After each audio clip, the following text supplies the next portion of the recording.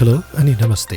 यस भिडियोमा म तपाईहरुलाई माइक्रोवेभको पुरानो अनि बिग्रिएको माइका प्लेट कसरी रिप्लेस गर्ने भनेर देखाउँदैछु।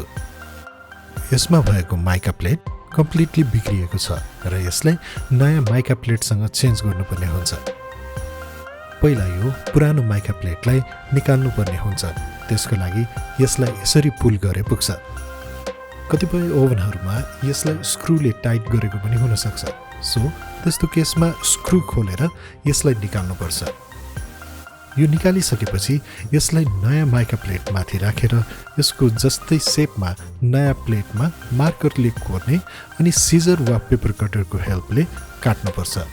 मैले पनि नयाँ माइका प्लेटलाई यसरी नै काटेर रेडी बनाएको छु। अब निकालिएको माइका प्लेटको वरिपरिको फोहोरलाई सफा गरौँ अनि त्यसपछि नयाँ काटेको माइका प्लेट यसरी रिप्लेस गरौँ।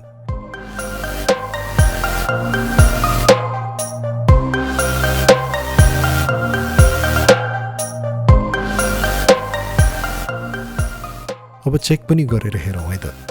मेरो माइक्रोवेभ ओभन चाहिँ राम्रोसँग चल्न थाल्यो। तपाईहरुको पनि यस्तै समस्या छ भने यो भिडियोले धेरै मद्दत पुर्याउँछ भन्ने आशा लिन्छु। धन्यवाद।